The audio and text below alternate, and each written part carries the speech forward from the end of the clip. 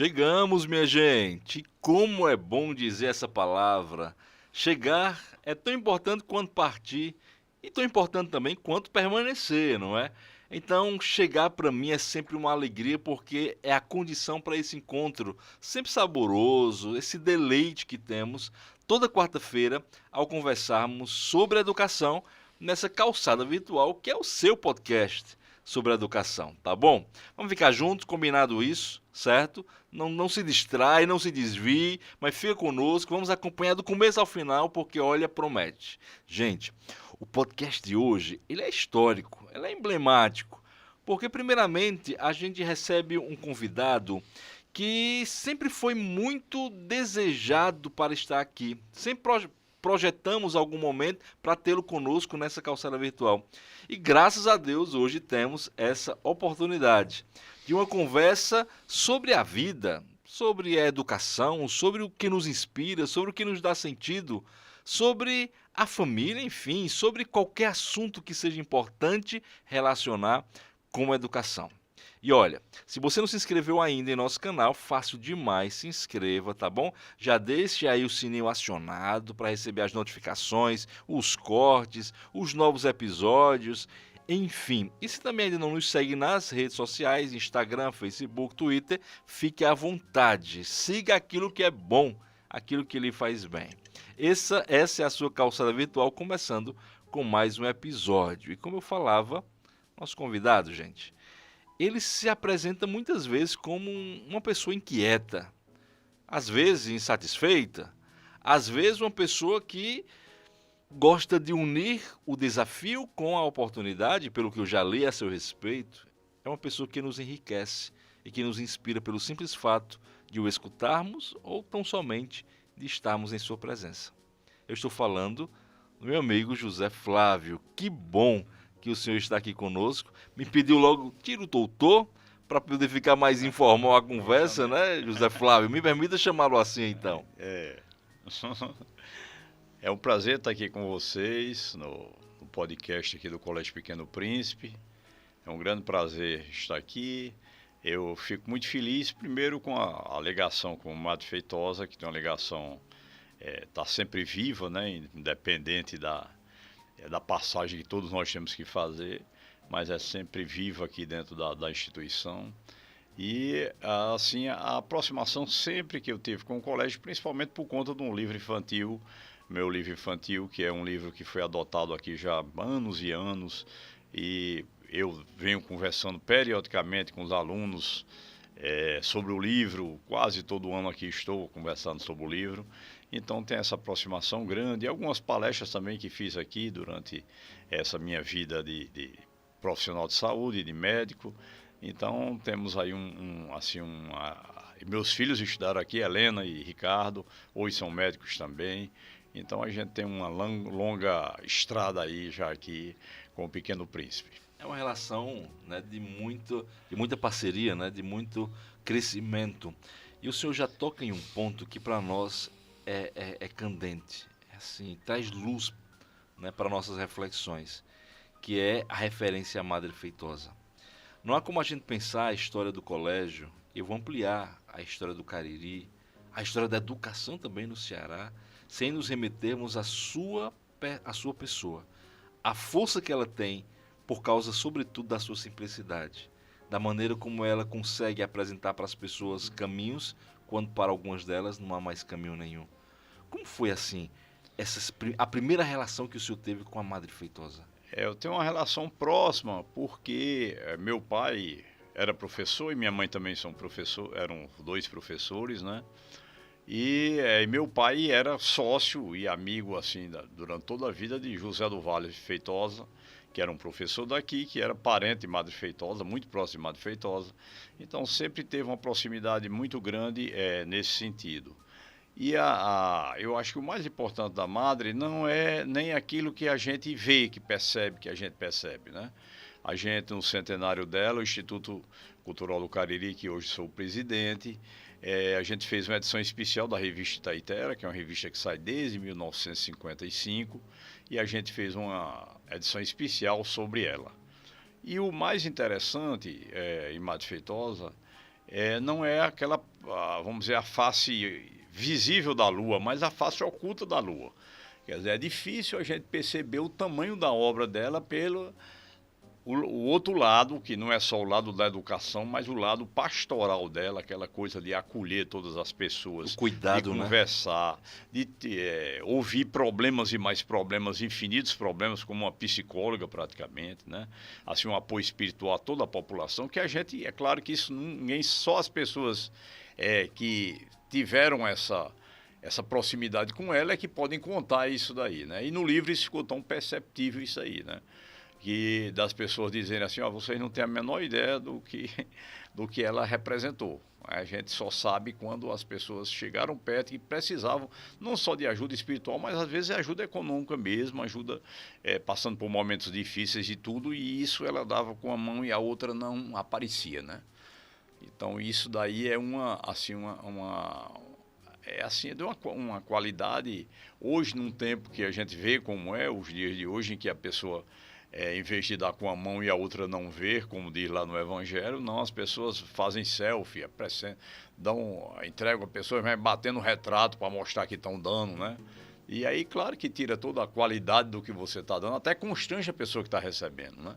Então, esse apoio, tanto econômico como espiritual, que ela fez durante anos e anos e que nós não sabemos, ninguém sabe, só algumas pessoas, as pessoas mas dizem, as pessoas que receberam dizem claramente, não tem nenhuma assim dificuldade em dizer isso, né? E isso ficou tão perceptível assim no livro que a revista Itaitera, que saiu específica para ela, né? É uma revista dedicada à memória dela, ao centenário dela, e várias pessoas, assim, tanto alunos como... E pessoas que não tinham nada a ver com o colégio diretamente, mas quando tinham necessidade, dificuldades, passando dificuldades, casais passando dificuldades, né?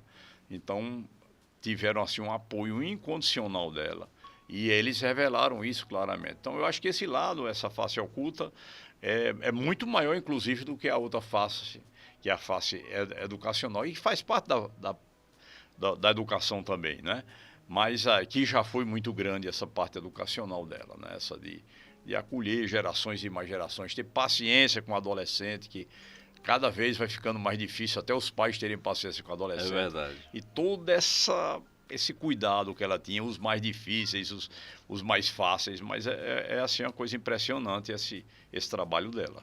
É interessante porque quando você diz o lado oculto da Madre Feitosa, isso já nos desperta para talvez um projeto que possa ser pensado, não é, no campo da própria literatura, né, na arte, enfim, porque às vezes nós queremos muito conhecer o outro pelo que ele mostra em suas próprias ações, né, mais visíveis. E aquilo que não é aparentemente alcançado pelo olhar, às vezes a gente não dá de conta, a gente às vezes não aprofunda, não percebe. Então seria muito interessante, né? Fica aqui já até um spoiler, né, de começarmos a pensar, quem sabe, não é, algum projeto, uma atividade nesse sentido para conhecermos a madre, né, pela própria madre, né, pela simplicidade dela, não por aqui pelas grandes obras ou pelas obras mais evidentes, mas pela singeleza, pela docilidade, né, que é tão forte, né, que é tão expressiva na sua personalidade, né? Então conhecer a madre pela madre mesma, né, por aquilo que ela fazia no cotidiano. O senhor já pensou assim, quem sabe algum projeto nesse sentido, literário, não é, sobre a madre, enaltecendo esse aspecto? Esse aspecto é um aspecto assim que eu sempre achei, principalmente que se percebe bem, que eu fui o editor da revista, quando eu estava como presidente e continuo como presidente do Instituto. Então, esse projeto, a gente percebe isso claramente no projeto, né? É claro que tem as pessoas que falaram mais diretamente sobre os professores, os alunos sobre essa parte educacional, mas teve muitas e muitas pessoas que escreveram diretamente relacionado com esse apoio incondicional que tiveram dela nos momentos mais difíceis da vida e que ela simplesmente ninguém sabia, né? Foi uma coisa entre quatro paredes, só quem tem o direito de revelar é quem recebeu, Claro, né? Se quiser, claro. Perfeitamente. Às vezes a pessoa não quer, mas a pessoa querendo assim uma grandeza muito grande, né? E também revela para todos nós esse outro lado que é um lado que não fica muito transparente, fica muito é muito escondido, né? Esse lado do trabalho assim de apoio espiritual dela, que é um trabalho dela como religiosa, né? Então eu acho isso muito interessante. Outra coisa que eu acho muito interessante, que a gente não percebe, uma coisa é religião, outra coisa é espiritualidade, a gente sabe, né? É, e a gente percebia essa coisa da espiritualidade dela muito aflorada, que não é uma coisa como a gente viu em Sim. algumas outras madres, né? Aham. Madre Esmeralda, que trabalhou aqui também com ela. Então a gente percebia isso. E esse lado da espiritualidade dela, é um lado assim muito interessante, porque a gente não percebe em todas as pessoas ligadas à religião isso, né? Essas são pessoas, por exemplo, basta a convivência com a morte, por exemplo, né?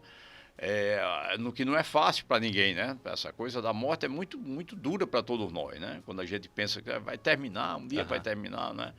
E é claro que a Causa religião diz, espanto, né? não, tem a Assustador. religião conforta, dizendo que Aham. você vai ter outro lado e tudo, mas na maior parte dos religiosos a gente não percebe isso nos olhos. Eu mesmo como médico, que fui médico de muitos religiosos, a gente não percebe isso nos olhos. De você olhar e ver a pessoa tranquilo, né? A pessoa pregou isso a vida toda, mas não está tranquilo, que não tem a tranquilidade você não percebe a tranquilidade de dizer que ele tem certeza que vai encontrar alguma coisa do outro lado, né? E nela a gente percebia isso claramente, quer dizer, ou seja, o que estava antes da questão educacional mesmo era a questão espiritual. Olha, isso é Então forte, né? isso eu acho que é muito forte nela, né? Como eu percebi, por exemplo, em Madre Esmeralda, que trabalhou com ela aqui, que viveu muito tempo aqui, a gente percebia esse Madre Esmeralda muito claramente, né?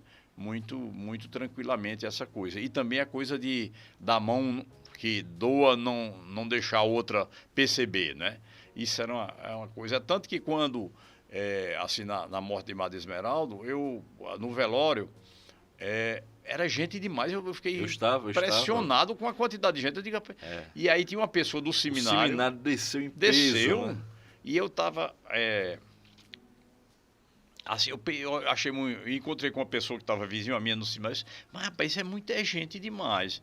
Aí a pessoa me disse: o senhor não tem ideia, o senhor não tem nenhuma ideia do trabalho dela, porque ela não deixava perceber. Ela andava com a bolsinha fechada, andando de porta em porta, Sim. e ninguém sabe o trabalho dela, o que foi que ela fez. Então, esse era o outro lado oculto também, esse lado da pastoral, o lado Do da acolhimento, né? espiritualidade, do acolhimento, e que não simplesmente não era para aparecer, ela sabia disso, né? Isso quando aparece, perde o valor, né? É Perde o verdade. valor, pelo menos para, eu acho, para as forças superiores, isso Aham. perde o valor. É Né? verdade. Você já está recebendo aqui em terra, não precisa Aham. cobrar isso lá em cima. Claro. Nada, quando você faz a selfie e bota, primeiro você está, vamos dizer assim, constrangendo a pessoa que Aham. recebeu, porque você não Sim. perguntou se ela quer aparecer como recebendo, né?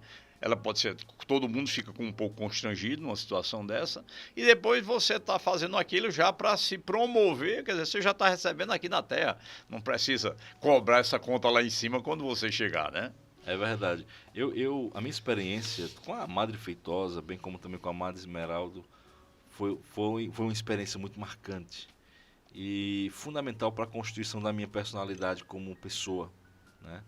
Desde a infância me convenço com Madre Esmeralda, eu sou do seminário também, nasci lá, me criei lá no seminário, morei no seminário, não é, como seminarista, fui formador como padre no seminário, né? E a minha relação com ela era muito direta, né? Muito clara, porque desde quando criança, chegando lá aos 3 anos de idade na creche da madre, ela já tomou de conta, digamos assim, desse cuidado por mim, né? Ao ponto de faltar o alimento em casa e ela chegar lá com o alimento e dizer, olha, mesmo ele não estudando mais lá, eu quero que toda tarde vocês enviem ele para tomar a sopa e levar também para casa para os irmãos. E assim fizemos durante anos da nossa vida, né? Com o leite também que era distribuído pela LBA, né? Então esse cuidado, do cuidado de oferecer a farda, o fardamento, não é, de ter uma saúde bucal adequada. Então ela tinha esse jeito. E como seminarista, ela discretamente ali chegava, colocava uma fruta como sobremesa, sempre chegava tirando algo daquela sacola, daquela bolsa, né? Era encantadora demais, aquele jeito doce, né, meigo. E já a madre Feitosa, né, com esse jeito também forte, são dois baluartes mesmo, né? Mas essa presença forte, mas ao mesmo tempo tão simples, não é tão delicada. Ela tão conseguia, encantadora. porque acontecia com o Zé do Vale também, que era parente dela, ela conseguia ter autoridade sem ser autoritária, que é uma Sim, coisa difícil é demais, né? verdade.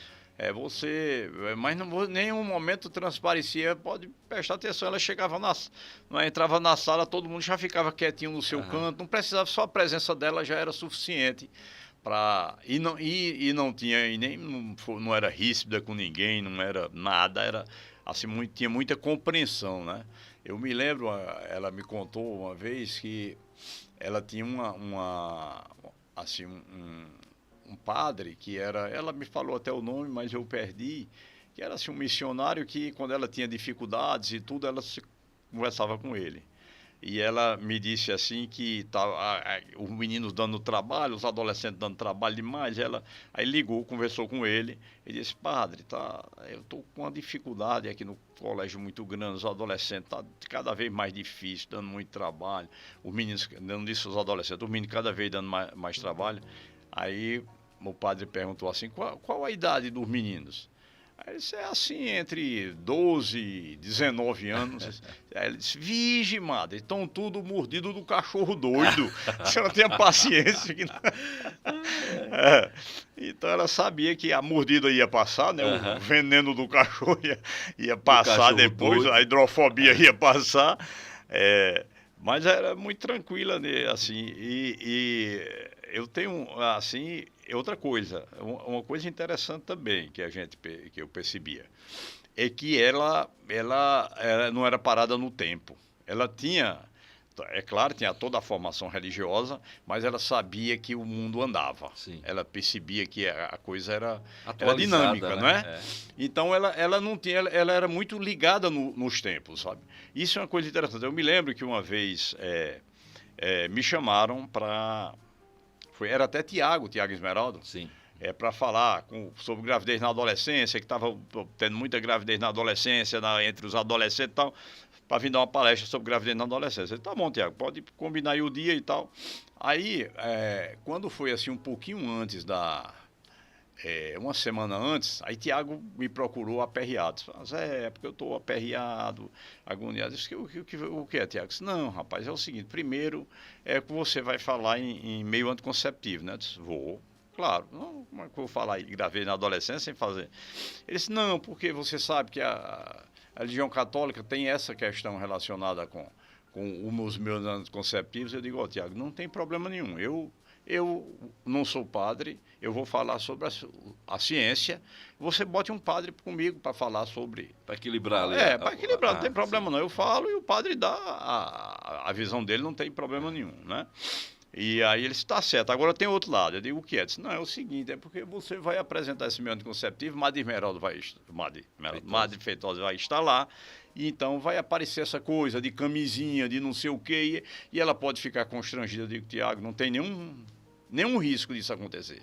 Pode tirar isso da cabeça. Não, rapaz, mas é Então, eu fui fazer a palestra, Padre Edmilson, na época, trabalhava aqui, e Padre Edmilson fez a outra parte, a parte católica, da parte da religião, o que era permitido e o que não era permitido. É claro que dá polêmica, porque... a moral cristã. Né? Justamente porque, assim, os pais estavam presentes, né? Os pais disseram, olha, eu preciso entender. O senhor está dizendo que só pode usar meio... Como é que eu me comporto com meus filhos? Eu sou católico e tudo, né? Então, ia para cima dele, que não é uma coisa muito fácil de resolver, né? Eu estou preocupado também, porque como é que eu me conduzo, né? Com meus filhos. Bom, mas aí andou tudo bem. E aí eu falei em tudo, falei camisinha, mas disse como era colocar a camisinha, Madre Feitosa na frente, não teve um... Aí eu digo, tá vendo, Tiago? Nada, constrangimento nenhum, tranquila, parece que não tinha acontecido nada. Eu digo, ela é muito acima do seu tempo, sem nenhuma. E outra coisa, percebia, era interessante isso. Ela sabia que tinha alguns dogmas, por exemplo, mas, por exemplo, ela não tinha nenhuma dificuldade, por exemplo, em aceitar a modernidade. Por exemplo, uma professora que chegasse, por exemplo, tinha se separado, casou novamente, para ela isso não impedia, sabe? Nada, isso não tinha nenhuma... É interessante isso, quer dizer, ela estava bem acima do seu... Não é? Ela sabia estava bem, assim, ela percebia que o mundo andava, né? Ela percebia que a Terra rodava, tinha movimento de rotação e translação, É né? verdade. Então ela não ficava. Isso é uma outra coisa muito interessante, isso aí, sabe? Essa tanto assim, a questão da compreensão, né? De entender, por exemplo, que se a professora casou novamente, por exemplo, ela tinha que entender não tem sentido de viver, por exemplo, com uma pessoa ser infeliz a vida toda, ninguém. A finalidade do Não, casamento é o bem do é casal, o está bem do bem casal, né? descrito, né? E ela percebia isso No claramente, direito sabe? canônico, no Ela não catecismo. tinha nenhuma. Isso também é uma coisa que a gente sabe que é difícil, porque a pessoa criada, assim, a formação toda dentro de um claustro, né? Para a pessoa conseguir ver do lado de fora não é fácil. E ela tinha essa grandeza. Eu acho que era assim uma coisa muito Eu interessante. penso que isso acontecia e acontece ainda por causa do legado que ela deixou, né? Justamente porque ela consegue primeiro enxergar o humano, né? Justamente. O humano e não aquilo sobre o qual está o humano, não é? Ela consegue enxergar o humano a partir de dentro. Isso essa é a atitude de Jesus também. O Evangelho de Lucas é clássico em fazer isso, ao apresentar Jesus com um olhar humano sobre as pessoas. Que as pessoas têm Antes, falhas e têm, justamente, tem suas né, limitações que elas podem limitações. refazer-se, se reeditarem, recomeçar, né? Que a misericórdia ela é anterior ao próprio juiz, ao próprio julgamento. Então Justamente. isso é muito presente no olhar de Jesus, conforme o evangelista Lucas apresenta, e que a Madre Feitosa sempre trouxe isso com muita categoria, com muita força também. Ela é uma pessoa muito. E assim, é interessante porque a família, a gente sabe e conhece muitos parentes dela, tem essa coisa da rigidez, são assim, muito fortes, né? Tudo personalidade muito forte, os Feitosa. E ela tinha essa personalidade que era muito forte, a gente sabe que era muito forte, mas ela era extremamente doce, contida, você não via descontrole. Eu nunca vi assim ninguém falar que ela descontrola, porque todo nós temos essas Sim, fragilidades, não tem jeito, né? verdade. De falar mais alto, nunca se viu falar isso, quer dizer, ela era muito contida, né? Agora pergunto quem já viu, quem já escutou aquela risada gostosa da Mata Feitosa. Era bom demais, não era não? É, Aquela risada livre, solta, desimpedida, muito bom. Faz falta, mas ao mesmo tempo faz eco em nossos ouvidos, né? Ela é uma inspiração e sempre será, né, para todos nós aqui no colégio, como para a sociedade, para as pessoas que tiveram contato, que ainda terão, não é, recebendo informações, não é, sobre ela. Há uma possibilidade, não haveria uma possibilidade de uma reedição da própria revista, não pode-se é? Eu acho pensar, que é uma com coisa que se pode pensar. acréscimos e algo desse É, tipo, porque eu acho que é sempre atual, não é? Tratar da Madre Feitosa é claro. sempre atual, porque há uma necessidade, né, bem visível na sociedade de pessoas assim, com esse baluarte, com essa categoria, mas também com essa leveza, né? É verdade. É claro que é possível. E assim, ela era do Instituto também, né? Sim. Ela era na cadeira de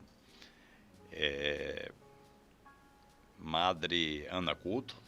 Ela era da cadeira de Madre Ana Couto, né? Hoje é Diana Feitosa, que é pessoa muito ligada a ela, é parente dela, mas filha de Zé do Vale Feitosa, né? E é dentista, mora lá em Fortaleza, sempre foi muito ligada a ela, e foi inclusive Diana quem fez todo esse movimento pela revista, sabe, pela edição especial. A gente deve muito a ela isso aí. Todo o movimento de arranjar pessoas e a gente arranjar como patrocinava aí, vista e tal, Diana foi muito importante nisso aí. Então, e ela é muito ligada a ela, sabe? Assim, uma pessoa extremamente ligada a ela. E é tanto que assumiu a cadeira de Madre Feitosa. A gente botou Diana, porque achava que era muito justo ela assumir a cadeira. Tanto pela ligação próxima, toda vida que ela vinha aqui, ela estava lá. Outra pessoa muito ligada a ela é Francisco José, que inclusive escreveu um texto sobre ele, né? Francisco José de Brito. Francisco José gostava muito dela. Sempre que estava E por aí, aqui, ele ia visitar sempre que ele a vinha, Madre, né? ele vinha. E ainda hoje ele fala muito. Ele é do Instituto também, a gente tem muita aproximação com ele e tudo, ele fala demais. Da importância dela. Assim, ele chama, inclusive ele botou a Santa Madre Feitosa, eu acho que ele colocou o texto dele era justamente sobre isso, sobre essa. Então é assim, a pessoa que a gente não encontra praticamente, e é difícil você ter unanimidade, né? E a gente não encontra assim depoimentos dissonantes desse daí. Todo mundo via como uma pessoa importante, como uma pessoa dada, caridosa. Todas só a gente não consegue ver as pessoas que apontem os defeitos, né? É verdade. Então, até com funcionário, que é difícil demais, você vê com um funcionário que é claro que funcionário sempre tem atrito. Aqui no entre colégio já funcionário. tem a geração E malfeitosa. É quase que um carimbo, sabe? Um selo sei lá, de uma categoria superior. Hoje, se colocar-se como geração malfeitosa é receber um selo, não é? Não só de autenticidade de quem conviveu, mas de alguém que se colocou aos pés de quem poderia ensinar muito. Até Sobre a professores educação, assim que saíram, que tiveram algum problema e tal, na administrativa e tudo, e que saíram, nunca falaram dela, falavam de outros diretores, mas nunca vi falar dela, de jeito nenhum, só falava bem dela, só falava claro. bem. Mesmo os que saíram, que sempre fica algum ranço, alguma coisa. Sim, né? Uma relação Não tem jeito, né? Não são trabalhistas assim gestão mesmo, né? assim. É É verdade. uma luta de classe, né? Não tem jeito. Esse mundo é assim, né? Não tem como você... Mas ela é interessante como ela se mantém assim, ilesa, digamos. Ela fica num pedestal que é difícil. É muito interessante assim, a personalidade dela. É muito interessante. Sobre essa relação toda com a madre, olha que a gente começou já aí a falar da madre, sempre tem assunto, né? Sempre nos leva para lugares interessantíssimos, né? Mas o senhor também fez um caminho muito interessante que se tornou referência para muitas pessoas. Eu sempre tive muita vontade de conhecer pessoalmente o senhor, particularmente. Já o escutei em palestras, aqui no colégio mesmo, em outros lugares, já li, né, suas obras, mas de onde nasce no senhor, em você, essa relação tão fecunda e tão bonita entre medicina e literatura? Porque é tão visível e tão forte essa parceria entre medicina e literatura. Como foi que se deu essa simbiose, essa junção? Assim, é interessante isso, né? Assim, a medicina e a literatura sempre foram muito próximas, né? A gente tem muitos e muitos escritores ligados diretamente à medicina, né? Poetas e escritores. Aqui no Brasil, muitos e muitos, né? Moacir Slia, Zé Lins do Rego, Moacir Slia, João Guimarães Rosa, Ronaldo Brito, então, muitos e muitos. E eu acho sempre assim que a medicina tem essa grande qualidade de tornar a gente muito próximo, não é? Da fronteira, de algumas fronteiras assim que são enriquecedoras, como a vida e a morte, o bem-estar e a doença, né? Aham. Então a gente está sempre nessa fronteira e eu acho que essa fronteira é muito enriquecedora. Eu acho que esse é um dos fatores que certamente ajuda você a ir para o lado da Chekhov, por exemplo, era médico também, né, que foi um dos maiores contistas da história da literatura. Então, é muito enriquecedor essa fronteira. Eu acho que esse é um dos fatores. E é interessante isso que você falou, porque é muito frequente essa proximidade, né? A gente tem até aqui a Assis Souza Lima, que é aqui do Crato, que é poeta, né? E é psiquiatra. Então, temos Lobo Antunes, um grande escritor português, é psiquiatra, né? Então temos muitos e muitos escritores ligados diretamente à literatura. No meu caso pessoal, assim, eu tenho algumas questões que certamente me ajudaram nisso, né? Meu pai era professor de língua portuguesa, né? Minha mãe professora também, primária, né? De escola de primeiro grau. E meu pai professor de língua portuguesa, foi seminarista, né? Zé do Vale, meu padrinho também, que era sócio dele, né? Também professor e ex-seminarista também, né? O seminário então, assim, era um celeiro incrível, né? Era um celeiro E assim, por exemplo, a coisa da correção da língua, por exemplo, lá em casa era uma coisa que, por exemplo, um erro de concordância verbal, por exemplo, era pena de morte lá em casa, era capaz de levar uma surra. Então não tinha como você... Porque era muito vigiada essa questão. As leituras também e tudo. Então tem essa ligação, né? Tem um tio que é escritor, que é o Padre Antônio Vieira, não é? Que era escritor também, mas eu nunca tive assim, uma aproximação muito próxima, porque ele morou a maior parte do tempo fora, né? Eu conhecia, encontrava periodicamente, né? Mas ele morou a maior parte do tempo fora. Foi para Icó, logo no início da sua atividade pastoral, foi vigário de Icó, depois foi para Fortaleza, depois foi para o Rio de Janeiro, né? Passou uma época fora do país, depois foi deputado federal, foi para Brasília, então era sempre mais distante, né? E eu acho que assim, a ligação, papai tinha uma livraria, né? Papai Zé do Vale tinha uma livraria. Então eu tenho uma ligação muito próxima com o livro, assim, ainda hoje. Eu digo sempre que eu sou mais leitor do que escritor. A mulher sempre reclama lá em casa porque os livros vão tomando de conta de tudo e ela sempre diz que assim, você não vai ler isso tudo, né? Porque tá lá e eu sei que eu não vou ler na outra encarnação. Se tiver, vou ter que comprar o mesmo livro novamente, porque não vai dar para ler nesse. Mas aí eu já vi um escritor dizer assim que isso não tem nada a ver, não é obrigado você ler o livro todo, não. A pessoa que tem uma adega, por exemplo, em casa, ele vai beber o vinho todo, se ele beber o vinho todo, ele morre. Aquilo não é para você. É verdade. É a mesma coisa do livro, Uhum. né? Então eu tô lá por quê? Porque em determinado momento eu preciso, não é que eu vou ler o livro todo, mas eu preciso, por exemplo, ter uma referência. uma referência, eu vou lá e já sei onde é que está e tem ele perto, né? Então essa ligação é muito grande.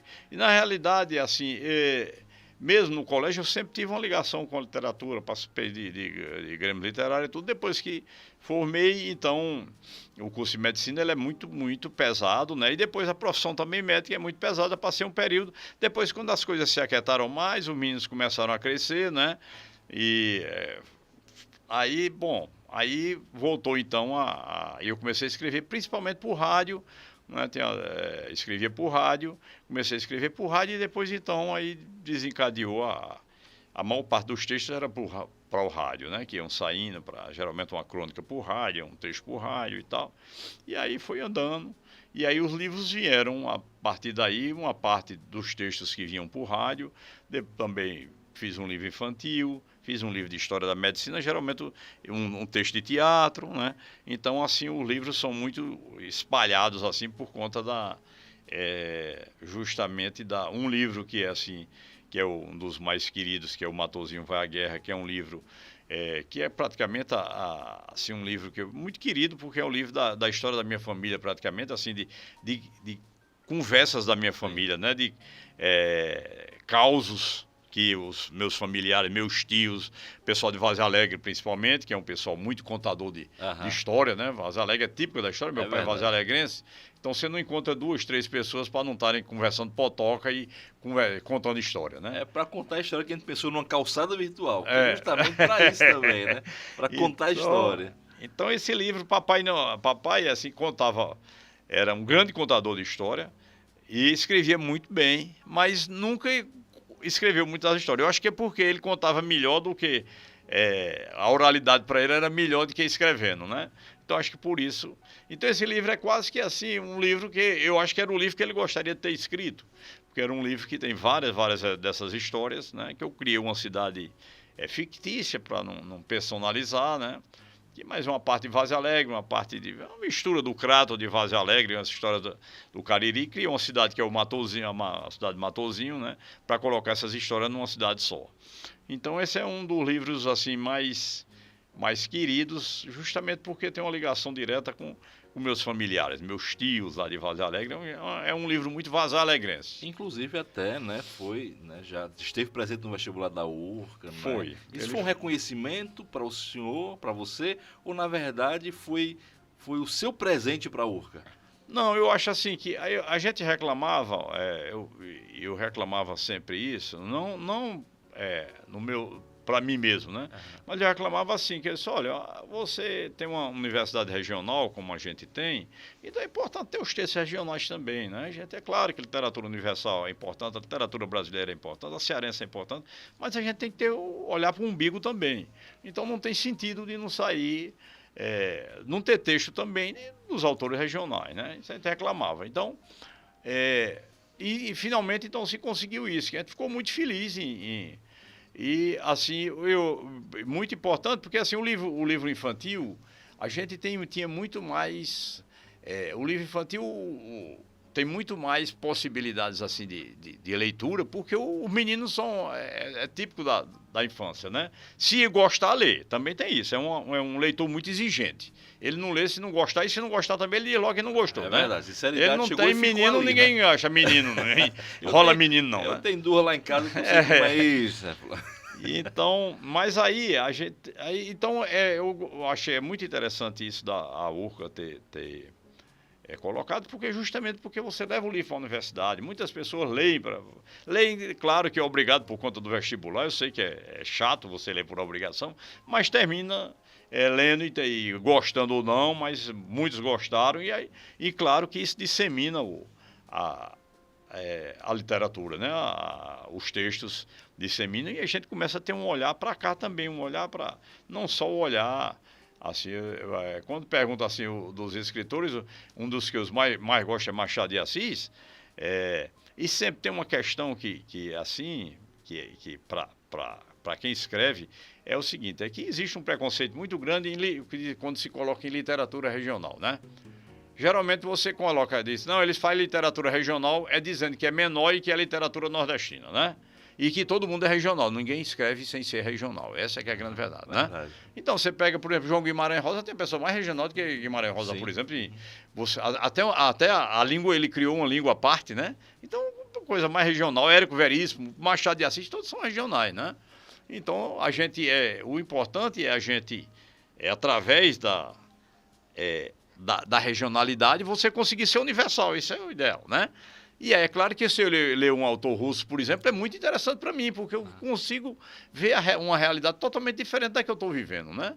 Então, mas é colocado sempre assim, quando diz regional, é porque por exemplo, Machado de Assis não é dito que é regional, que é um escritor urbano do Rio de Janeiro, né? Da época dele, o maior escritor brasileiro, não tem nenhuma dúvida quanto a isso. É um escritor que eu tenho assim, a verdadeira veneração. Se tivesse altar, eu botaria ele no altar.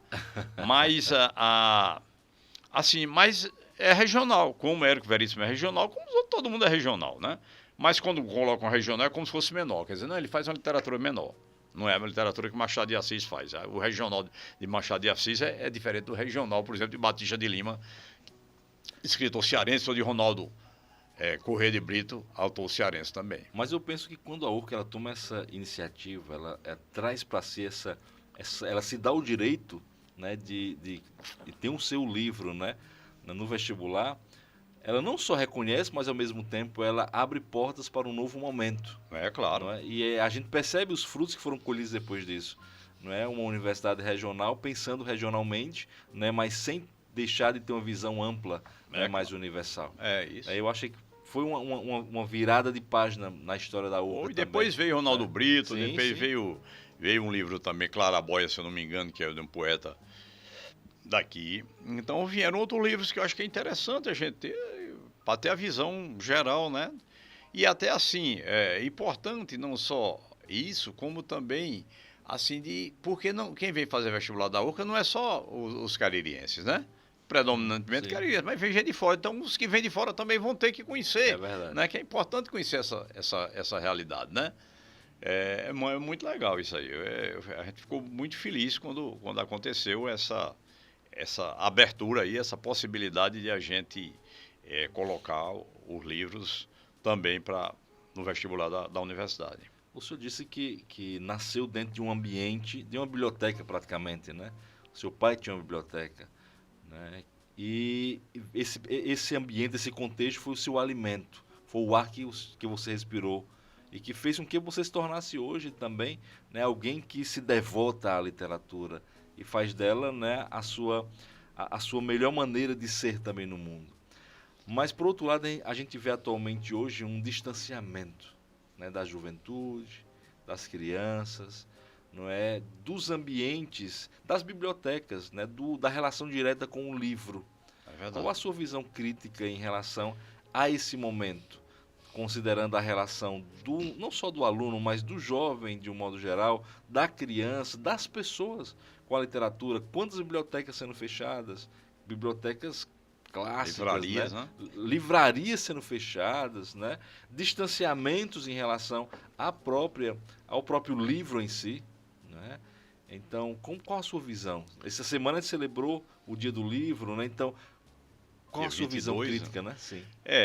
Assim, é claro que eu tenho uma visão assim, a gente tem que ver que, é claro que, como a Madre Feitosa fazia, que o mundo anda, que a coisa é dinâmica, né? Essa geração é uma geração muito mais ligada à imagem do que à palavra, a gente tem isso claro, né? É, mas assim, eu acho também que tem algumas coisas interessantes relacionadas com isso. Não que eles peguem um livro físico mesmo, como a minha geração, por exemplo, a gente tem e-book, mas o livro físico tem uma coisa que atrai a Mágica, gente, né? né? É uma energia, né? Você pega Uma nele, energia boa. né? Bota debaixo do braço, você não precisa nem muitas vezes ler, que ele já está lhe Já faz alimentando, parte, né? já faz parte. E essa geração a gente percebe claramente, né, que é uma geração muito mais ligada até porque assim vamos dizer assim, as possibilidades são muito maiores, né, você tem internet, você tem smartphone, então assim eles são muito mais, vamos dizer, sobrecarregados, né, de tecnologia do que as gerações anteriores, né? Mas aí tem um lado interessante que eu percebi, por exemplo, quando eles gostam da história, por exemplo, né? Como, por exemplo, o Harry Potter, né? O livro Harry Potter. Rapaz, era uma coisa, eu ficava impressionado com aquilo, porque quando saía a segunda versão do Harry Potter, por exemplo, o segundo livro do Harry Potter, o terceiro livro do Harry Potter, rapaz, as livrarias ficavam 6 horas da manhã, 5 horas da manhã, já tinha fila de menino com os pais para comprar o livro e em inglês. Começou em inglês, né? Porque era para o Sim. pai ler, para traduzir para eles, doido. Então, eu acho que essa coisa não se esfacelou totalmente. E eles leem também, é claro que podem ler também no e-book ou ler na internet, né? Que é chato, eu pessoalmente acho muito chato. Mas a gente percebe claramente que a imagem, para eles, é muito mais forte, né? Do que a palavra, né? E assim, uma coisa interessante é que a gente, a informação, né?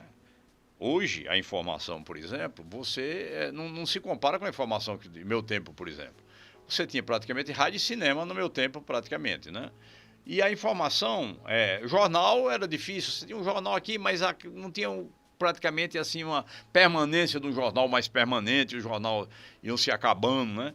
E aí, então, mas hoje a possibilidade, quer dizer, você quisesse qualquer informação, você ia atrás de uma enciclopédia numa biblioteca, né? Sim. Hoje eles na internet têm isso na mão todo minuto, né? Então você bota Padre Cícero, por exemplo, no Google, por exemplo, aparecem 200 mil páginas bem ligeirinho, né? O grande problema é você filtrar, que é o que a gente está vendo, né? O que é que, na realidade, funciona, é verdadeiro, o que não é, o que é que serve, o que é que não serve. O filtro é que é o grande problema, né? Que a gente tem. Agora, a informação é bem facinha, você consegue. Agora, a sabedoria, ela está no livro. Aí é que está o grande problema, quer dizer, a sabedoria está no livro. A informação está na internet e hoje não tem nenhuma dúvida, né? E outra coisa, além dessa função, quer dizer, de encantamento do livro em si, tem outra função importantíssima que a pessoa só consegue escrever se ler. Essa é que é a grande questão. Então ninguém escreve. Eu sempre digo, e às vezes a minha mulher é professora também de língua portuguesa, né? E os professores de língua portuguesa não gostam que você diga, por exemplo, que escrever é uma arte, por exemplo, né? Ele, não, todo mundo pode aprender a escrever. Eu reconheço isso. Qualquer um, é claro, e principalmente lendo. Você lendo, você só escreve lendo, né? Tem uma parte mecânica da escrita que é na leitura que você aprende, né? Agora, a graça do texto, quer dizer, aí não, a graça do texto, de qualquer um aprende, até porque a escrita não é só para você escrever e fazer poesia, não é só para você fazer romance, fazer conto, não. Você tem toda a utilização da escrita mais pragmática, né? Você vai escrever uma carta, ou mandar um e-mail para fulano, ou pedir um emprego, ou fazer um concurso, uma redação para um concurso.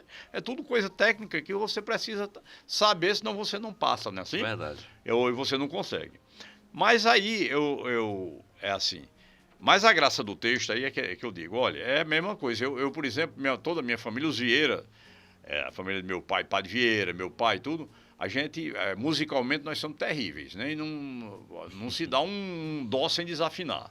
Então, eu digo, agora, se eu me empenhar, por exemplo, para aprender a tocar piano, eu, com dificuldade, depois de uns 10 anos, eu vou tocar, talvez, o tocador quer beber, com dificuldade, mas toco. Agora, eu não vou ser Mozart, não vou ser Schubert, é o que eu digo. Então, quando coloca isso, os professores não gostam disso, os professores de português, porque ele diz, se eu digo que é uma arte, escrever uma arte, por exemplo, aí o aluno que não sei, pois eu não tenho essa arte, não vou escrever, não tenho dom, né? Então, mas eu acho isso aí, que, assim, a graça do texto, a maneira de... isso é arte. Então, a pessoa que tem ou não tem, ela pode desenvolver, você pode fazer. Não quer dizer que tecnicamente você não pode. Texto jornalístico, por exemplo. É claro que se aprende texto jornalístico, né? É uma coisa técnica que você. Mas, assim, para escrever como Machado de Assis, por exemplo, aí é preciso. Tem dom, não é só. E tem uma coisa encantada nisso aí, não é só. Você não aprende, então, na escola, como dizia Noel Rosa, né? Sim. Samba não se aprende na escola. É verdade. Essa parte não, mas. Mas você pode, não quer dizer que você seja mas você pode ser ótimo, por exemplo, escrever um texto jornalístico ótimo. A coisa que a grande dificuldade é a graça do texto, ou seja, é você fazer com que eu, começando na primeira página, você vá até a última página. Isso aí é que é o mais importante. Isso aí é para qualquer um. Porque isso aí tem um processo de sedução, né? Claro. Tem um processo de sedução, que você pode usar poesia, pode usar humor, tem algumas maneiras de você, senão você abandona na segunda página. Fica árido. A arte, né, ou o dom tem que ser lapidado também, claro. né? Tem que ser tudo trabalhado. Isso, É por essa razão que você ainda tem a prática de toda quinta-feira escrever, ou já essa prática já não existe? Não, geralmente Então o dom tem que ser lapidado mesmo, né? Não tem conversa não, sabe? Toda quinta-feira... se você passa um período, você nota que fica mais ronceiro. Se você passa um período sem escrever, você já fica com mais dificuldade. Tem toda uma parte mecânica, né? Na escrita também, que facilita depois, à medida que você vai fazendo, vai ficando mais fácil, né? E assim tem uns textos que são... Eu sempre separo assim, por exemplo, crônica é uma coisa mais tranquila de você fazer, né? E aí não tem muita dificuldade. Mas quando o texto é mais trabalhado, por exemplo, um conto, é uma coisa que dá trabalho, sabe? Você tem que escolher palavra por palavra, saber como vai começar, como vai terminar, é uma coisa mais trabalhosa, sabe? A história, não, eu gosto muito de história, né? Faz parte de histórias e tal, de contar histórias e tal, que eu, como contador de história, que eu não considero nem isso conto, né? Eu não considero conto, as histórias e tudo. É muito tranquilo, o que eu escrevo com mais facilidade. Quando tem a história já mais ou menos na cabeça, sai muito rapidamente. Mas, assim, conto mesmo, quando vai fazer um conto, que é uma coisa mais concentrada que tudo, né? Que você não entrega, né? Você tem que mais, vamos dizer, sugerir para a pessoa criar o livro ele mesmo, ou a história ele mesmo, do que você entregar, né? A história pronta. Então isso dá mais trabalho. Mas é assim mesmo. E às vezes você fica mais chateado para fazer, porque dá tanto trabalho você fazer uma lauda, dá tanto trabalho para trabalhar, que você fica mais... Mas tem um deleite depois. Mas tem um deleite, depois que passa tem o prazer, quando é que você consegue, né? Depois, é legal. Mas a literatura também ela tem um viés político, né? Em si mesma ela reivindica. Por si, ela grita, né? Ela se expressa, ela interfere na realidade. Não é? Como é que você compreende essa força política que está dentro da própria arte, dentro da própria literatura? Ela está sendo bem utilizada ultimamente? Eu acho que esse é um lado importante, essa coisa a gente não consegue perceber, eu não consigo perceber assim, uma literatura, uma arte que não seja transgressora no sentido de ter alguma transgressão. Ou seja, no sentido de apontar outros caminhos a não ser esse da manada que a gente vive, né? Sim. Então, eu acho que isso é uma função básica da arte, né? É claro que a pessoa tem que dosar muito isso, né? E depende também do momento. Por exemplo, nós estávamos num período pior nos 2 anos para trás, né? É claro que aí fica todo muito engajado, né? Fica tudo muito... E às vezes a literatura fica panfletária, fica chata, né? Porque fica muito panfletária, né? E aí toda coisa panfletária é muito datada, né? Então serve agora, mas daqui, por exemplo, a 2, 3 anos, aí fica... Passou, né? Já não tem... saiu daquela realidade que você estava vivendo, né? Então é difícil você fazer uma coisa engajada sem ser panfletária, né? Sem ter esse viés panfletário. Mas essa coisa da transgressão, de você apontar caminhos, isso é típico da arte. Eu acho que isso é típico da arte. E aí, se não tiver essa característica, para mim não é arte. Então a arte está... Às vezes você não compreende agora... Está ali o quadro, você não compreende, porque o sujeito está muito adiante Isso acontece tanto, né? Está muito adiante da gente. Então, daqui a 100 anos, às vezes 50 anos, é que a pessoa diz, rapaz... E esses vanguardistas, eles, assim, pagam um preço muito alto por isso, né? Por quê? Van Gogh, por exemplo, vendeu 5 quadros na vida toda ao irmão. E morreu lascado, sem nada, né? E aí vai o Baudelaire, também era muito vanguardista, né? Então, depois por quê? Porque é muito vanguardista, está muito adiante do seu tempo, né? Então, mas aí, esse caráter transgressor, e político mesmo, porque tem um caráter político na arte, é imprescindível. Só que, assim, a única questão, principalmente na questão política mesmo, tem que ser dosada, bem dosada por conta dessa... E claro, dependendo do momento, dependendo do momento, é claro que pode ser rasgado mesmo, a pessoa não faz nem para... Você quer resolver ali, como vivemos um momento, por exemplo, de polarização muito grande, ainda estamos vivendo, né? Polarização muito grande. Então, geralmente, os artistas, eles marcam muito o espaço, né? Bota o pé em cima na porta, né? Então, é claro que isso pode, às vezes, ficar um pouco panfletário, e a gente percebe claramente que isso, naquele momento, como algumas músicas, por exemplo, da época da ditadura militar, né? Por exemplo, Cálice, de Chico Buarque e Gilberto Gil, né? Gil não gosta de cantar, disse, não gosta, isso é muito violento, quer dizer, passou, né? Aquela coisa passou. Chico também praticamente não canta, você não vê cantando. Por quê? Porque ficou uma coisa um pouco datada, mas foi importantíssimo naquele momento ali, né? É uma coisa que naquele momento foi, assim, muito, muito importante ele botar o pé na porta para a porta não fechar, né? Tem só essa característica, às vezes, que precisa ter muita arte para você não deixar panfletário demais, ficar uma coisa muito panfletária, né? Você vivenciou esses reveses também, não é, que essa postura, não é, que a arte nos coloca, de termos uma atitude mais reivindicadora, né, mais firme, no período da ditadura. Como foi isso na sua vida? Né? Teve algum momento mais forte, não é, em que houve uma reação à sua produção? Teve muito. Essa época é assim, quando eu via o pessoal agora com os cartazes pedindo a volta da ditadura, rapaz, é uma coisa que dói no coração. Eu digo, rapaz, a pessoa não tem a menor ideia do que está pedindo, né? Quando ele sai com cartaz pedindo a volta da ditadura, ele está dizendo o seguinte, está pedindo para ele não poder nunca mais sair com cartaz nenhum, né? É verdade. Na verdade, ele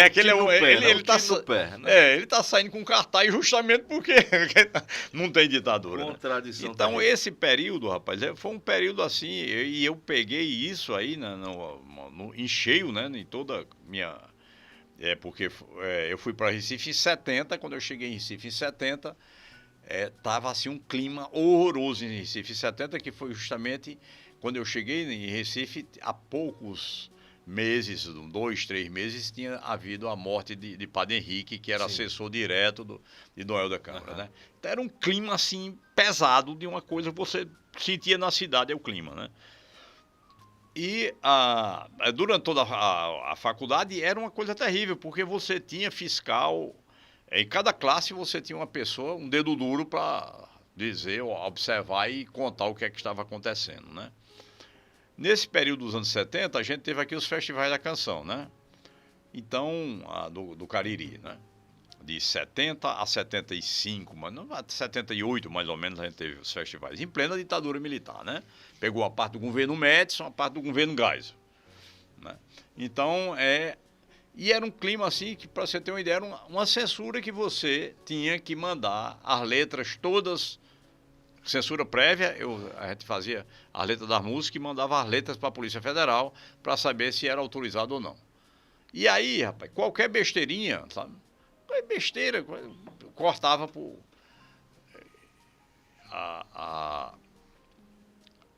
Proibiam, né? Eu mesmo tive várias proibidas, mas não tinha nem muita razão, né? assim, qualquer besteirinha. Uma eu falava assim, falava assim, era Volta e Revolta o nome, mas não tinha nada a ver, era um sujeito que tinha ido pro sul e não gostou de lá e tava voltando, sabe?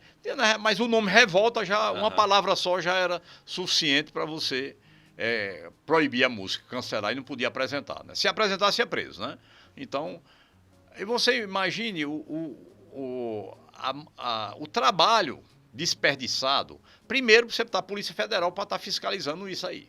Tem outras funções para estar fiscalizando. Depois, cada festival desse tinha que vir uma pessoa da Polícia Federal para estar presente, para saber se estava tocando as músicas que eles proibiram ou não. Todo bar do país que estivesse tocando tinha que apresentar as músicas. E tinha que ir uma pessoa para o bar. Nossa. Imagina a mão de obra disso daí, não é? E uma coisa que era impossível, você sabe que censura é difícil, mas porque é impossível você. O Júlio Soares dizia que quem provou que é impossível fazer censura foi Raul Seixas. Ele, rapaz, ele provou que era impossível. Porque quando ele mandou a lista das músicas, no meio ele botou aquela música Esse é um País que Vai para Frente, que era a música da ditadura militar. Uhum. Não é a música até dois cearenses parece que fizeram, né? E aí ele mandou. Aí é claro que essa música interessava muito a eles. Só que mandaram o sujeito para fiscalizar lá, né, no show. E aí o que é que acontecia? Ele cantava, na hora que ele chegou para cantar essa música, ele disse, esse é um país que vai para frente, só que ele saltava para trás. Soltando para trás. Aí no final vieram pegar ele, né? Uhum. Rapaz, e o que foi? Eu cantei a música de vocês e era proibido cantar a música de vocês. Não, mas é porque você cantava um país vai para frente e saltava para trás. Aí ele disse assim, e é proibido saltar para trás? Eu não sabia que era proibido saltar nada. Mas quer dizer, prova que é impossível. A ironia também com melhor resposta, né? É roqueiro, né? É verdade. Então, rapaz, era um período assim, um período terrível. Outra coisa, desaparecimento de colega, de você não encontrar mais colega, desapareceu, né? Imagina o período de terror de você, por exemplo, é fácil demais, era só você não gostar de um vizinho, por exemplo, você telefonava para lá e dizia, rapaz, meu vizinho aqui tá fazendo umas reuniões de noite com um povo estranho, pronto, era suficiente, ninguém perguntava nada. Chegava, não era a polícia que chegava à noite, chegava um carro à noite com os caras apaisando, pegava você, carregava, sua família não sabia onde é que você estava, ninguém sabia onde era que você estava, ninguém sabia, se achasse, não sabia de que você era acusado. Você é acusado, como é que você se defende se você não sabe qual é a acusação contra você, claro, né? Eu só posso me defender se eu saber de quem. É uma loucura. E quando voltava, porque às vezes aparecia, se você não sabia quem levou, como é que você cobrava de quem levou se você não sabia quem era que estava levando? E não se dizia. Chegava simplesmente, invadia a casa, carregava, pronto. Então, é um período horroroso que se viveu, sabe? Improdutivo e horrível. Um período terrível não podia se fazer nada, tudo tinha que passar pela censura. Imagina, um livro qualquer tinha que mandar para a censura. Um disco que ia fazer tinha que mandar, ele cortava, você mandava 14 músicas, por exemplo, cortava 7, você tinha que fazer mais. Rapaz, é uma coisa, Deus, eu espero que isso... E tivemos o risco de voltar isso tudo, né? Andamos perto dessa coisa voltar novamente. Imagina, né? É verdade, mas nós olhamos para frente, né? E sabemos que sempre há a possibilidade de se reinventar, de recomeçar. Claro. Como o senhor enxerga agora, né? Tanta produção literária daqui para frente, né? Com todas essas mudanças que estamos vivenciando na sociedade, não é? Tem o ChatGPT, nós temos a internet, nós temos redes sociais, né? Quais os caminhos que o senhor visualiza, né, para que a literatura ela mantenha-se sempre forte, viva, né, no dia a dia das pessoas? A gente tem que... Isso que você falou é uma coisa perfeita no sentido de a gente não pode entender a literatura só como... E todas as formas da arte só como as tradicionais que a gente estava vivendo, né? Então, apareceram todos esses veículos e a gente sabe que blogs, sites... Não é? Então tem 1001 possibilidade, né? E-books e tal, de você além do livro, né? Além do livro impresso, tem muitas e muitas outras possibilidades e a gente tem que saber que isso está perfeitamente vivo. Os blogs estão perfeitamente vivos, né? E a gente pode reclamar às vezes rapaz, mais livro não se publica como antigamente. eu fiquei impressionado aqui mesmo no Cariri, a gente lá no Instituto, a quantidade de livro que... Rapaz, só esse ano agora, por exemplo, eu não sei se a pandemia teve a ver com isso também, ficou todo mundo preso na pandemia, né? Mas, pelo menos, eu acho que foram... eu não digo com certeza, mas pelo menos nós lançamos uns 10 livros só até agora. Nossa. Né? Então, é uma quantidade de livros, assim, muito expressiva. Quer dizer, as pessoas continuam escrevendo. E, claro, que se escreve, eu acredito que tenha leitor do outro lado, porque senão a pessoa não publicava, né? Então, mas assim, isso que você falou é perfeito no sentido de a gente não entender o livro só como um livro impresso, mas com suas várias possibilidades. E hoje, com essa possibilidade de você ser lido internacionalmente onde você estiver, né? Então, na Alemanha, por exemplo, você publica aqui, o sujeito lê o texto no Japão sem dificuldade nenhuma, né? Então, eu acho que essas possibilidades a gente não pode pensar só no livro impresso. E eu não sou pessimista de jeito nenhum nesse sentido. De dizer, por exemplo, que como agora vimos, por exemplo, fechamento de livraria. Claro que vimos fechamento de livraria, mas livraria física. Sim. Não é? Mas teve muito a ver também com a expansão das livrarias virtuais. Né? É verdade. Por quê? Porque... Contrapeso aí, né? Principalmente, por quê? Porque as livrarias virtuais conseguem vender com um preço bem mais barato. Justamente porque a livraria física tem todo o preço do espaço que você tem que pagar, né? Num shopping, por exemplo. É uma tendência hoje também. Então, quando você vai olhar, por exemplo, você coloca num desses Amazon, por exemplo, que é uma livraria grande, o preço é muito menor do que na livraria física, por exemplo, né? E aí dificulta a sustentação da livraria física, eu sei disso. Mas aí não quer dizer que as pessoas tenham deixado de ler, que só porque fechou a livraria não quer dizer, não é? Continuam as livrarias virtuais, continuam. Então, sinceramente, eu não vejo assim com pessimismo isso, de dizer, por exemplo, o livro físico vai desaparecer, vai ficar o e-book. Não acredito também. Do mesmo jeito que dizia-se, por exemplo, que o rádio ia acabar, ia ficar a televisão, não era? Quando apareceu a televisão, pronto, o rádio foi-se embora. Não, o rádio continua bem vivo. Claro, muito inclusive forte, o podcast, né? Sim, os podcasts voltaram dentro né? Voltaram com toda a força os podcasts, né? Né? Que é justamente a força da palavra falada, né? Além da imagem, né? Que vai além da imagem. Então, eu acho que não. Eu acredito que vai continuar essa coisa. Humberto Eco dizia uma coisa interessante quando perguntava sobre essa questão, por exemplo, do e-book, por exemplo, né? Você acha que vai acabar com o livro físico? E aí ele disse uma coisa interessante. Ele diz, olha, a Bíblia de Gutenberg, né? Existe ainda 30 Bíblias de Gutenberg. Existiam 30 Bíblias. A primeira Bíblia que foi impressa por Gutenberg ainda existe perfeitamente legíveis. Você lê, né? 1400, final do século XV, né? Foi feito, mas perfeitamente legível. Você chega lá, tá legível. E aí ele colocava o seguinte: a questão de botar, por exemplo, na internet, você ter o e-book e tudo, é uma beleza. Agora, ele diz uma coisa assim, muito, muito, muito pertinente. Ele disse, você vai salvar com que recurso? Entendeu?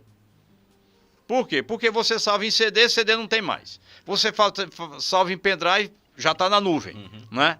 A nuvem daqui um pouquinho desaparece. Onde você salva em quê? Né? Em que você vai salvar? Imagine se você tivesse salvo o livro, por exemplo, eu tenho o livro todo ainda em disquete, por exemplo. Onde é que eu boto o disquete?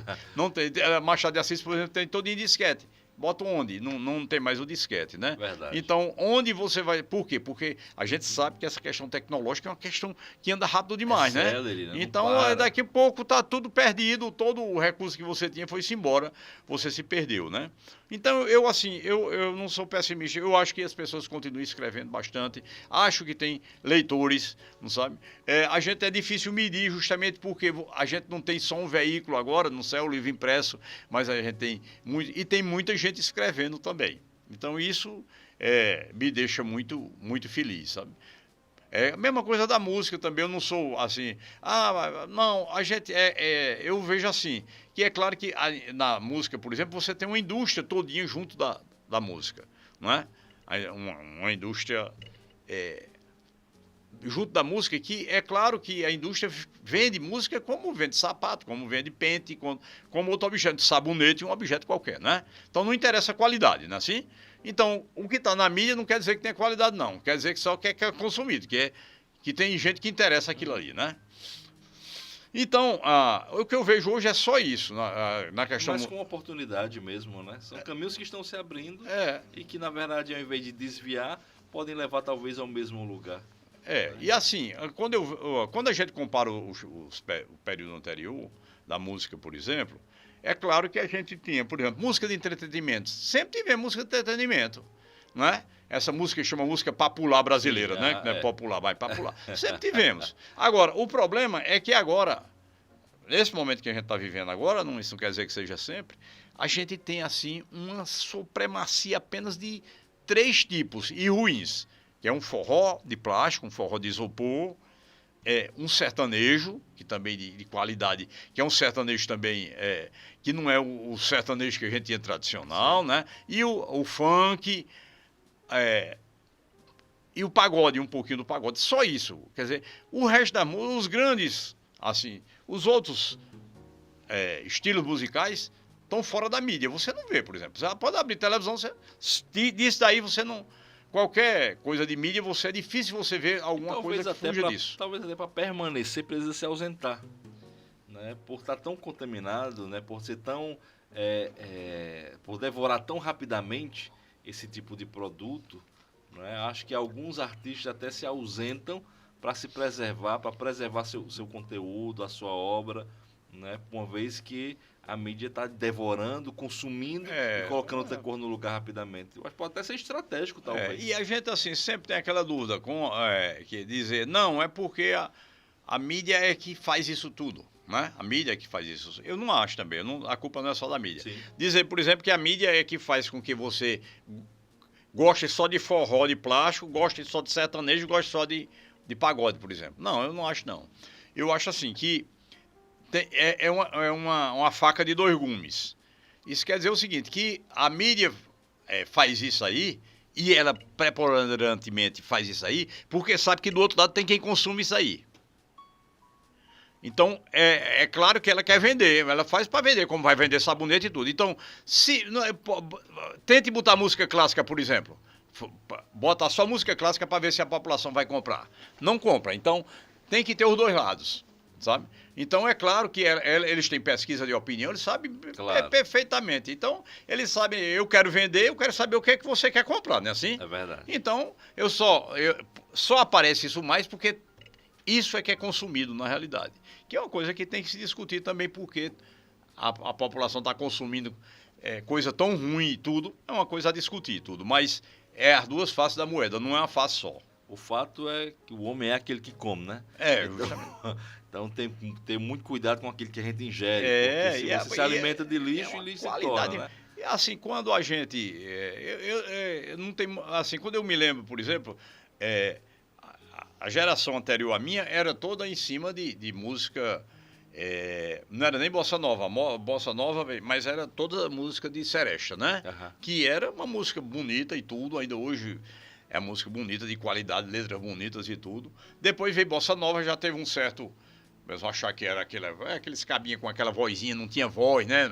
E tá, umas vozinhas de João Gilberto, por exemplo, comparado com Carlos Galhardo, por exemplo, né? No poder da voz e tal. Então tinha um preconceito muito em cima disso, né? Depois veio o Iê, por exemplo, Roberto Carlos e tal. E aí era preconceito grande. Mas tem que notar que é claro que tem uma música que fala para cada geração, né? E tem um momento. Então eu, por exemplo, minha geração não ia ouvir a música de meu pai, né? Como meus filhos não vão ouvir a minha música, né? A música cada geração tem que entender isso. E a música é feita para essas novas gerações, para dizer, até para se diferenciar, né? Eu não sou como meu pai, não, aquele quadrado, não, né? Mas o bom faz parte. O bom é que aquilo que é clássico permanece.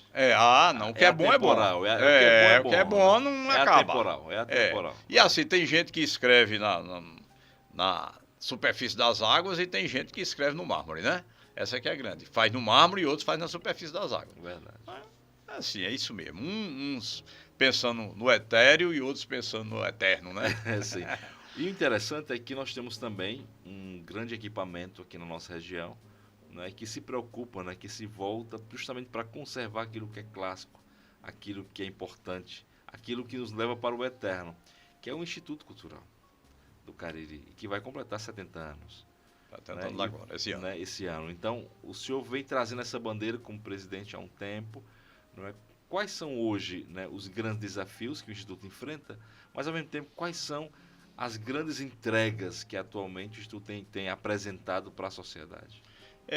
Assim, a minha visão sempre foi em relação ao Instituto Cultural, é uma visão, assim, muito...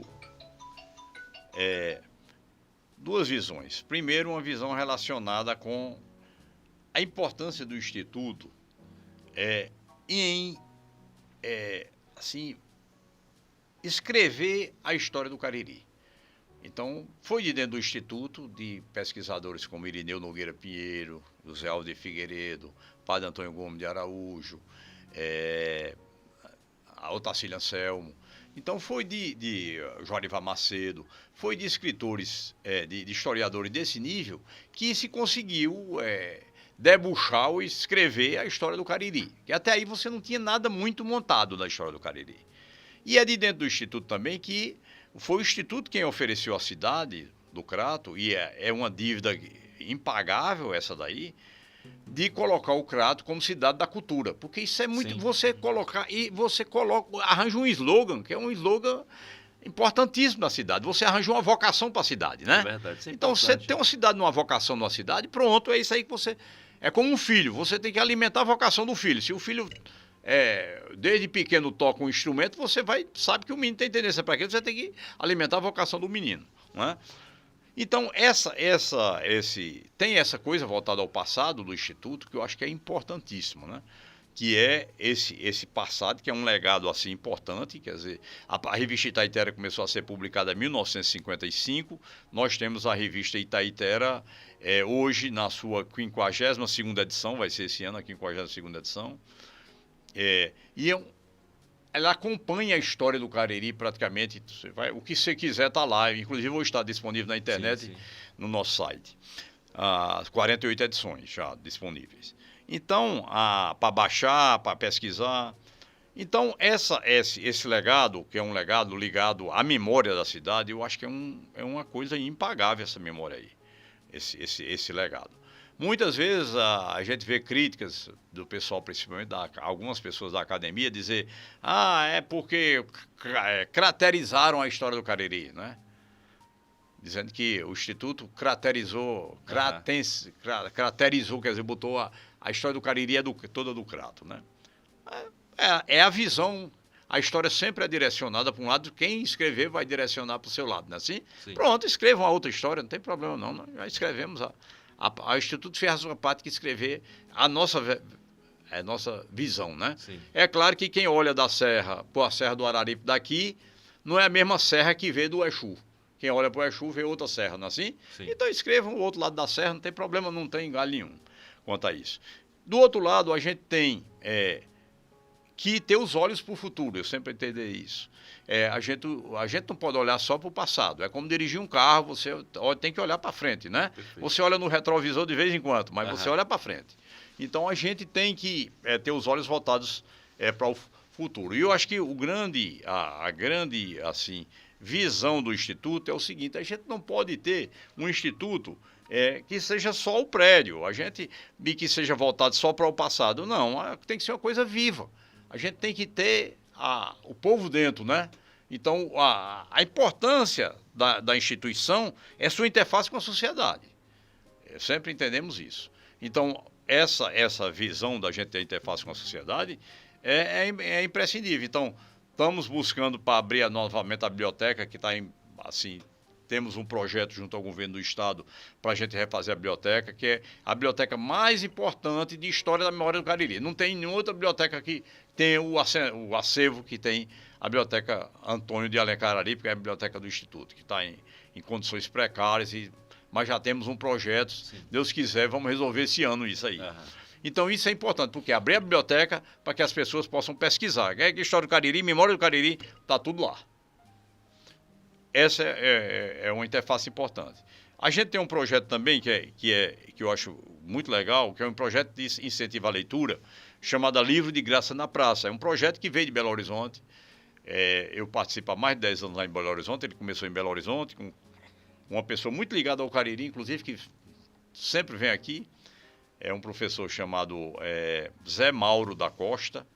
Era um professor já aposentado, professor de língua portuguesa e literatura, e que assim ficou preocupado com isso dos estudantes com essa questão do livro, né, do acesso ao livro e tudo.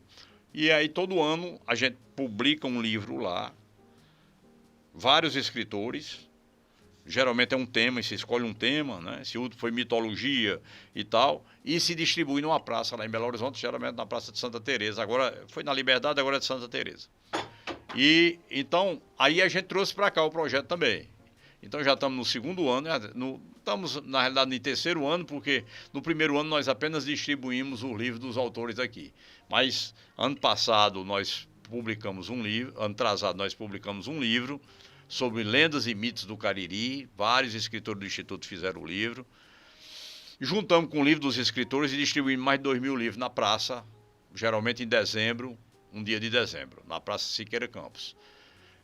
No ano passado nós fizemos na Siqueira Campos e na Ponta da Serra.